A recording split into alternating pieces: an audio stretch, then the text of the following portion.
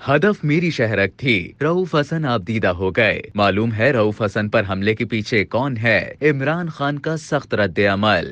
वफाकी पुलिस ने पीटीआई के सेक्रेटरी इत्तलात रऊफ हसन को ब्लेड के वार करके जख्मी करने वाले मुबैना 4 ख्वाजा सराहों के खिलाफ इक़दाम कत्ल और एआनत जुर्म की दफात के तहत मुकदमा दर्ज कर लिया है। IG इस्लामाबाद ने SSP इन्वेस्टिगेशन की सरबराही में तफ्तीशी टीम तश्कील दे दी है। इब्तदाई तौर पर ख्वाजा सराहों के गिरोह से मदद तलब की गई है। तर्जुमान इस्लामाबाद पुलिस का कहना है कि पुलिस केस में तफ्तीश प्रोफेशनल तौर पर अमल में ला रही है। FIR उनकी दस्तखत शुदा दरखास्त के मुताबिक मनोअन दर्ज की गई है। केस को मेरिट पर मंतकी अंजाम तक पहुंचाएंगे। मारूफ ख्वाजा सराहों ने पुलिस के राब्ते पर कहा कि ये हमारी कम्युनिटी को बदनाम करने की साजिश है। उधर PTI की क़यादत ने FIR को मुस्तरद जबकि हमले की तहकीकात जुडिशल कमीशन से करवाने का मुतालबा कर दिया। इस्लामाबाद में प्रेस कॉन्फ्रेंस के दौरान रऊफ हसन आबदीदा हो गए और कहा कि हमला आवरों का हदफ मेरी शहरक थी। 2 दिन से ढूंढ रहे थे। मेरा जख्म भर जाएगा, मुल्क पर लगे जख्म नहीं भरेंगे। जमहूरियत के धुएं के पीछे फर्द वाहिद की आमरियत कायम है। आप मार सकते हैं, झुकेंगे नहीं। अपोजिशन लीडर उमर अयूब ने कहा कि रऊफ हसन पर हमले की इस्लामाबाद पुलिस की FIR मुस्तरद करते हैं। वजीर कानून ने सेनेट में इजहार ख्याल करते हुए कहा कि हमला आवर ख्वाजा सराही है।